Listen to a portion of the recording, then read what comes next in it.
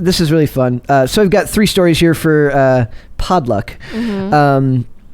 We're going to go Keanu first. Keanu Reeves. So this is Are there rules that govern the Podluck? What's the etiquette for a Podluck? 3 stories is the goal. I'm picking 3 for each of them. No time limit. If it's 2 minutes, that's great. If it's 5 minutes, that's great. It doesn't matter.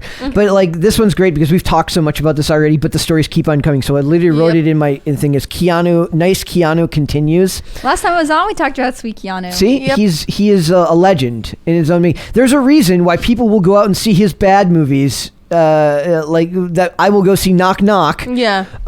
Even though it's objectively awful, because you want to support nice Keanu. Yeah. Also, because when you spend money on Keanu, he spends it doing nice things for other people. You're basically just reinvesting. You're basically making a charitable donation. You should check and see if it's right off. If you can write. I'm not giving financial advice. What if he never paid his taxes? He's like, oh my god, he's a tax hero. That's even better. Andy would love him. Oh my gosh. We revere Wesley Snipes here. We hold a very high opinion of 1990s and early 2000s Wesley Snipes. So what did nice Keanu do? Okay, it says Keanu. We have no evidence that Keanu Reeves is evading taxes. I'm just saying, what if? What if? It says Keanu paid for private jet travel, hotels, and premiere tickets to the Matrix Resurrections for some of his closest friends. I like the fact. I want to think the fact that like his closest friends aren't rich people, and that's why he did it. Like guys he knows from the deli. He's got his dudes who he plays poker with on Friday. He's got his guy down at the local. Is that who they are? No. We're gonna find out. It says Keanu Reeves and his generosity strike again. The actor, who's made a name for himself on the screen and through multiple acts of kindness, has once again shared his generosity with others. This time with the people behind the scenes who have helped him in his career. Reeves, 57. He's the same age as Sandra Bullock. Yep. Same age. Stole all her roles too. They're both still working consistently. It must be sexism. Who stars in The Matrix Resurrections, reportedly treated members of his inner circle, including his trainers and representatives, to San Francisco for the December 18th world premiere of the film in San Francisco, according to The Hollywood Reporter. Director Chad Stahelski, who has been stunt double for Reeves on the Matrix trilogy and directed the star in the John Wick franchise, and confirmed the gesture in the publication, saying, "He flew a bunch of us up here." Notice how it wasn't Keanu who confirmed this, it was somebody else. He doesn't like to talk about this stuff. Exactly. Right? That's why we love him. This is honorable. He's incredibly generous. In the audience tonight will be so many that helped him, for his martial arts trainers to jiu-jitsu trainers to hair and makeup to his stunt crew. Stahelski said he makes sure that his friends and family are here. He's epic. The Hollywood Reporter reports Reeves handled the cost of a private jet, hotels, premiere tickets, and organized a special post-premiere brunch. Not even a party. No hedonism. Just brunch. He's classy. He's such a good guy. Yeah. Like, I kind of want him to do like a segment where he just reads out motivational quotes. I'm gonna say something you don't like, and I'm just waiting till you get to the end of this article. Okay. Yes, him reading motivational quotes would be wonderful. Yes, it says Reeves showed off his modest character when he asked about the celebration. When asked about the celebration by the outlet, saying, "Yeah, it's great to be able to share those experiences, our experiences and lives together." So he makes like a one phrase statement, and then passes. In October, Reeves surprised his 4-man John Wick stunt team with personalized Rolexes. Watching the late dinner in Paris after filming the upcoming action flick had wrapped. Bruce Concepcion, Jeremy Marinas, David Caramillo, and I don't know how to pronounce that one. Miracle. Lee Kwang. Kyung? Nope. Kyung? Just gonna let you suffer for a little bit. But carry on. No, I want to know. How do you pronounce it? Or do you not know? Q's are usually CH noises. So, I don't know why. So Xiang? Mm-hmm. Okay, so... And how would you pronounce the first name? Lee Xiang. Okay. Yeah, so that was the think stunt of team. Jet Li. Okay. Okay, go on now. What were you going to say? I feel like this is a content reach. Look, it's nice, cool that he did that, but I actually feel like a lot of people, like, it's sort of headline like, wealthy person flies people he likes to event and then pays for them. Like, I think probably other people do this. No hate on Keanu. I think he's great.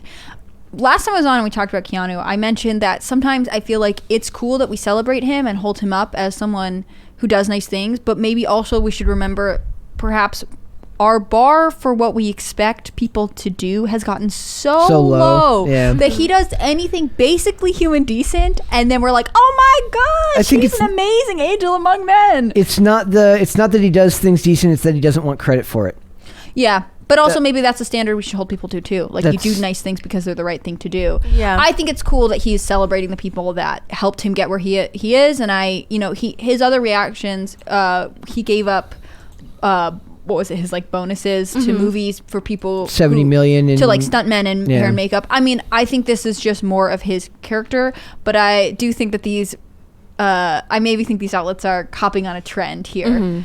Yeah, it's going to be like Keanu Reeves. Okay. Then doesn't cough in someone's face. He's such a great guy. Yeah. Then let me rephrase this as, in a world where 90% of the articles are about the bad, the sexism, the racism, the homophobia, the transphobia, the blah, blah, blah. I would rather they also make the articles about the good to balance it out. Yes, I totally agree. So if content reach, maybe, but karmic balance, way to balance the moods, definitely, and I will take it. Yeah, I totally with you on that. And I'm grateful to have an article that's not like, young celebrity throws fit because do you know who I am, or like here's. See, I miss those stories. I love those stories. I mean, I wouldn't report on them, but I do get a kick out of that. It's always interesting to read, but on the other hand, like if we are what we eat, if we are the content we consume, it's nice to be periodically reading stuff that's a reminder of correct and honorable behavior, and not just like, oh my god, can you believe they did this thing. I almost bumped the Sandra Bullock story because I'm just like, it's such a drain, it's so predictable from Hollywood. They don't want to have an actual conversation, they want to make statements and then go on about their day, right? So all I could think about was like, how can I turn this into an actual discussion? So if I have to read through all that crap and then try to form an actual civilized conversation where we can actually try and get to what they mean, I also want to cover nice Keanu and him flying people out to a damn premiere. Yeah. I'm glad you picked it. I just want to point out, like, they have caught on that this is trendy. Fine. Well, then bring back mean tweets too. I want celebrities to make it cool again to get roasted. No, I'm happy to cover stuff like this. I just feel like it's worth saying, like, we should expect everyone to express gratitude to the people who got them there, especially if you have the means to do something significant. And they kind of pointed out here, they say his habit of doing down to earth and kind tasks for his fans frequently goes viral, like in May when a writer recounted the time the actor bought an ice cream cone just so that he could sign the receipt for a 16-year-old fan. That's so cute. I didn't even know that one. See, that's how many there are. Many, and that's like the thing. The cool thing about, I feel like someone like Keanu, who I do not know personally, is that he does them because they're the right thing to do. So there are probably hundreds of thousands of everyone being like, oh, one time Keanu did this thing. I remember this girl, I think she's an actress now, and I can't even remember her name, talking about her first couple weeks in Hollywood and driving around Bel Air, and she was saying she'd hoped she would see a celebrity, and then her car broke down, and it was really embarrassing, and she was having a problem, and someone was like, hey, do you need help? And it was Keanu Reeves. There you go. It's he'll be there to help. Eventually we'll clone him. And he will just be like, he will be all of AAA. He will be all of the police departments. The new Jake from State Farm. He will be all of the firefighters. He will be all of the emergency services people. It will all just be Keanu. It'll all be done by Keanu. And then they'll make a movie about it starring the actual Keanu. No, he wouldn't be in it because he'd be like, guys, like, no. I don't want to. It's just nice to be able to share our lives with people, you know? There you go. So, topic 2. I don't know if this one's more for me than you guys. Unless Miracle, have you seen The Raid? The Indonesian film? It sounds familiar. Yeah, it's called The Raid Redemption in America. It sounds familiar. He's got to battle his way to the top of the drug den of the drug dealers. I'm going to search complex. up. You continue the. So basically, anytime Michael Bay gets mentioned, I bring it up because I unapologetically love Michael Bay and everybody else hates him. It's kind of like what I'm going to do with my background back here. Let me switch back. In my background. Oh yeah, I have seen this. Oh my gosh! So I can bring you a sweet Michael Ray's barbecue bottle. Yes. To go on your bookshelf. You can. So I put a poster up. One of my favorite movies of all time is the movie Heat, and Chris Carr hates that movie. So I'm going to decorate my background with things that I love that other people hate. So it's your background. Exactly. It's my background. Also, fun fact about off topic because I just saw this and it reminds me of my childhood. But the actor who plays as the main character was in this terrible Netflix TV show called The Woo Fighters. Wu Assassins? Yeah. That stupid yeah, Netflix show. Nobody, because they did a whole political thing about racism. Yep, it was in the trailer. It was in like it turned people off the moment people. Yeah, I watched it. I thought it was a cute story. So basically, Shang-Chi almost did the same thing. Like I kind of see the correlations with them, where it's like a father and son trying to reconnect. But yeah, so continue about your terrible movie, The Heat. Yeah. No. We're talking about over there. We're talking about The Raid, and the point is they're making an American. They're doing an American adaptation finally. This has been in the works for like a gazillion years. Like it's one of those movies. It's called Production Hell. They tried to get it off the ground when The Raid first came out, which it's like a cult classic in the action film genre. If you get a chance, watch any of the action sequences on YouTube. It will blow your mind. So it says, three of the biggest action directors in the game are coming together to help give a new spin to one of the decade's most acclaimed action picks. Sources tell Deadline that Netflix has come aboard. Now that's the other part we have to worry about, is that it's Netflix involved, and it's always suspect. Netflix has come aboard with a new imagining of Gareth Evans' cult classic The Raid, tapping Patrick Hughes to direct it, with Michael Bay and XYZ Films to produce. Evans will executive produce along with the range of media partners. What happened was to get The Raid 2 made, they had to sell a bunch of the rights to the the production version of the American one that they were making at the or that they were working at the time. At one point, both of the Hemsworth brothers were in talks to star with it, and then Frank Grillo was in talks to star with it. Now I think they're back to square one with that. But I could just tell that I already saw a video today when I found this topic. I looked it up on YouTube, and there's already videos like, oh no, Michael Bay is going to be involved in a new, and you do have to worry, because Michael Bay, even as a producer, tends to have an effect on the stuff he makes. Like his movie, if you've seen any of his Transformers movies, he directed those, but he also only produced the modern version of Teenage Mutant Ninja Turtles, and they look exactly like you would expect a Michael Bay directed movie to look, even though he only produced those movies. So there is a strong possibility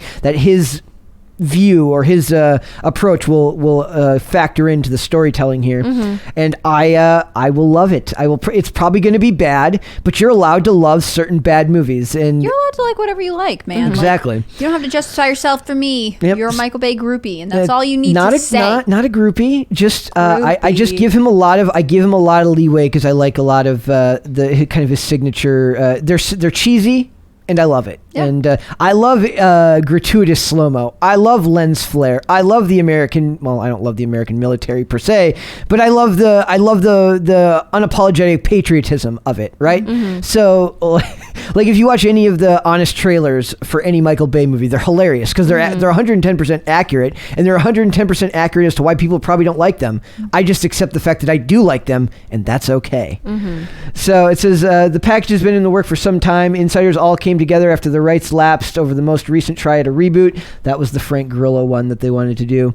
So I just wanted to bring it up. So if people, I'll probably stay involved in this and follow this production along as it goes through. The first guy, not Evans, but Patrick Hughes, he's the one who did he did one of the Expendables movies, and then he did The Hitman's Bodyguard, both of which did pretty well. So I'm hoping that this one comes along well. I just wanted to bring it up so people know that it's being worked on, and hopefully it goes somewhere, because I want to see it I want to see it come out, even if it does have to come out through Netflix. I'd rather see it come out as like a theater release. That's a problem. Like, I'd rather see a movie like this with intense action. If it's going in the surround sound with the popcorn. I getcha. If it's going to follow anywhere close to the actual the Indonesian version, and then it would be better off seen in a theater. But we're probably not going to get that, which is sad. Last topic. Antonio Brown apologizes. Do you remember the story? The guy that ran on the football field shirtless. Oh, I did see clips of this. Nobody could figure out what was going on. Well, why did he apologize? Who is he? Is he a football player? He's a football player, and what happened was we've heard several stories now, because we almost covered. I'm going to do this for TikTok. He was injured, he claims, in that they were trying to make him play injured. And that they gave him, they were never able to confirm what it was. They injected him with a very, very heavy duty, I don't know if it was a painkiller, but it was probably lidocaine. That's pretty common in those circles. But basically he talks about how, like, this was his exit from football. Like, he quit. Like, he quit in the middle of the game. He just walked off the field, took his jersey, and it was a big deal. And then later trashed because he got injured? Because his claim is that the coach was telling him to get in the game and play, and he said, no, I can't. The coach says that never happened. It's a he said. You have no way of proving it was either of them. And it's just, he's got a history of, he I guess he faked a vax card back, and Tom Brady has been his all, which you should never do. You should never do. And Tom Brady has been his main defender. When I looked at the comments on a bunch of the Instagram posts about this, they're Brady took you in when apparently he was homeless at one point, and Brady took him in, got him a job with the Bucks, and then now he's Brady's a glory hog. He can't win by himself. He's got to have the team. And everyone's yeah, but why are you trashing a dude who's clearly been defending you this whole time? When Brady was asked about his behavior, he's we just want the best for him. He very clearly took the professional kind of approach. So kind of interesting, because you wonder if there are maybe he did get injected, or maybe there's a lot of mental health stuff at play. I think that so any of it is kind of depressing to think about. But it says Antonio Brown appears to be showing some regret over his infamous shirtless breakup with the Tampa Bay Buccaneers, admitting his wild outburst was unprofessional and unnecessary. So that's awesome. Anytime somebody can apologize, or they come to terms with something they did and say, I wish I had done it another way, that's good. What if he had doubled down? He was no, I wish I should have taken my pants off too. Exactly. I wish I had taken my pants off too. It wasn't even enough. No, it wasn't enough. So it says AB touched down in Los Angeles Monday afternoon after a week of living it up in New York City. Just hours after his flight, he hit up hotspot Craig's for a bite to eat with his new buddy Kanye West. Apparently Antonio Brown's a musician too, or he wants to be a musician. So it says but before he went inside, the Super Bowl champ had a quick convo with the camera guys about his bizarre departure. He seems to wish he had handled himself differently. It probably wasn't necessary or professional, AB said, all while keeping a smile on his face. It's an interesting admission. AB has previously been given the middle finger to the Bucs since the breakup, claiming they were trying to force him to play with an ankle injury prior to his exit. Despite all the drama, AB has shifted his focus to music and has been linked up with some huge names like Fabulous and other after his season ended. As for why he dined with Kanye West, rumored is the rap legend wants to collab with AB on a track. But what if the actual reason is Kanye is evangelizing him, and the next headline is AB finds God thanks to Kanye West? Dude, nice. Or Kanye's I want to be a pro football player, and he wants advice on how to get into the NFL. No, I like mine better. That could be both. Kanye West to produce Antonio Brown's first gospel album. There we go. Telling That's good. Then there was this one from it says Antonio Brown's Bucks meltdown gets NFT treatment, could fetch $1.5 million at auction. A video of Antonio Brown's famous meltdown that led to his eventual cut from the Bucks is getting the NFT treatment, and it can be all yours. If you've got some serious coin laying around. TMZ Sports has learned that footage of Brown's January 2nd blow up at MetLife Stadium has turned into an NFT and will go up for auction on January 13th. We're told the non-fungible token is expected to garner a bunch of bids, and considering just how viral the video went following his posting on social media, the final price could get into seven figures. The tweet alone garnered 11.5 million views. Given how similarly viral NFTs have sold in the past, the expectation is the winning bidder could pay around 1.5 million. Wow, that's it's just a video. It's just a cell phone video. It's not even Also flag that for one of to watch. How many views do you think it'll have by the end of the year? Because these things taper off, but are we going to reference this, especially when his gospel album comes out? And then the first gospel album will be for sale. Yeah. I've got all of every day when we do this show, my lovely co-host here doodles on her notepad. Yeah. And I save all of them, and then when she's big and famous, we're gonna NFT the crap out of all of those. Yeah, they're just weird doodles. Sometimes I draw food because I don't eat breakfast, and that comes straight here when I just wake up. Thinking about food. Yeah. Sometimes when I'm mindlessly scrolling on my phone and I'm on Pinterest and realize I'm looking at a bunch of recipes or whatever, so I'm I think I need to eat lunch. Oh my god, do you want to go shopping for furniture stuff? Because I need to decorate my house. Yeah, and I was looking at some stuff last night with Charlie, and he is decorate it however you want, and I'm I'm sorry, I'm spamming your messages with cutesy things, and he's he mumbled it under his breath. He's it's okay, I'm used to it by now. And I was like, what did he say? And he's like, nothing, He's honey. a good partner. He's just supporting you, you know? Yeah, and I was like, for real, how do you want to decorate it? And he's like, I want guns. And I'm like, okay. How am I gonna hang this? Because technically Andy still lives there too. And I don't know if is Andy pro guns? I assume so, libertarian as he is. Mm-hmm. Because, like, for me, I'm okay with it, but as decoration... Well, no, not as decorate. Dude, get a gun safe and actually... No. They make some really cool gun cabinets. I've seen some that have, like, feet on the bottom. Like, Yeah. like, you can get some... One of the best things... I really like to, like, thrift furniture or, like, Thank you. repurpose older stuff. And, like, gun cabinets are... fascinating. There's tons of them. I actually in my before life yes, we should do that. In my before life, before I worked here, I was actually working in real estate with a developer, and we flipped this like older Foursquare, which is a style of house you'll see a lot around this area. No wonder you're always looking at architecture Instagram. Gosh, it's the way I live my life, man. But Foursquares were this style of American architecture that were supposed to be customized to the family, so they're known for like their built-ins. But if you think back to like catalog homes, and they were supposed to be so like you build in whatever your family needs, right? If you need a bench by your fireplace, that goes in. If you need a bookshelf, whatever. And I worked on this one, and in the dining room there was this built-in cabinet with glass front doors, and I was like, we were looking at it like, oh, a china cabinet, but when you opened up, you realized it had gun racks in it, and I was like, yes. This house was in West Virginia, and I felt like it was a great, perfect. Yeah, well, for him, he wants to get like gun decorations, not actual guns, because we're just pictures of guns. I don't know. That would be so funny. It would be funny if he did that, but because like last night he was like, oh yeah, you need like more cups and like more plates and stuff. Look at him housewifing you, sir. He's like, you need more of that, and I was like, okay, can we get this one cup that's like shaped like a cat's paw? And he's like, okay, honey. Aww. He's like, okay. Because Chinese New Year is coming up, and it's like February 1st now. I kind of want to do something with you guys, like fun, something for the vlog. So I was like looking at Chinese New Year stuff that they have for Starbucks.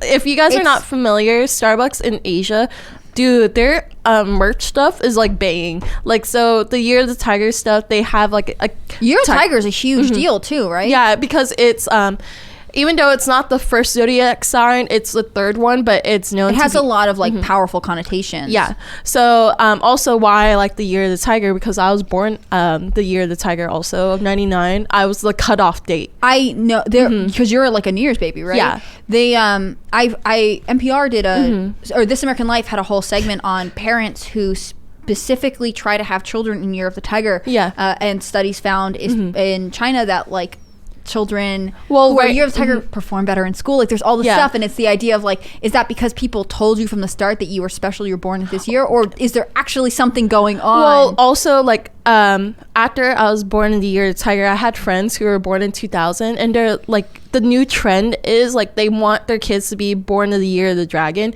because they feel like it's better than the Year of the Tiger. But if you search up the Year of the Tiger, like people who are born in it, a lot of them are either politicians, singers, anything influential. They're basically in it. So maybe that's why I had that career path of being here right now. Maybe I'm secretly here just to influence the Year of the Tiger, everyone. like you had to be. Yeah, but like basically I just wanted to do it so like everybody here can have fun, because like it's like the new year and I kind of grew up with it. That'd be fun. Yeah, and like you do that and then I'll host Canadian Thanksgiving in October. Oh yeah, let's do that. Let's do Canadian. What about you, Brett? You look bored out of your mind. You're like, what? He's like, women be shopping. I'm like, planning parties. I'm like, I don't spend much time on Pinterest. Well, I highly recommend. Pinterest is like I Etsy. Okay, I'll Etsy from time to time. I'll buy stuff on Etsy. No, sorry, you go.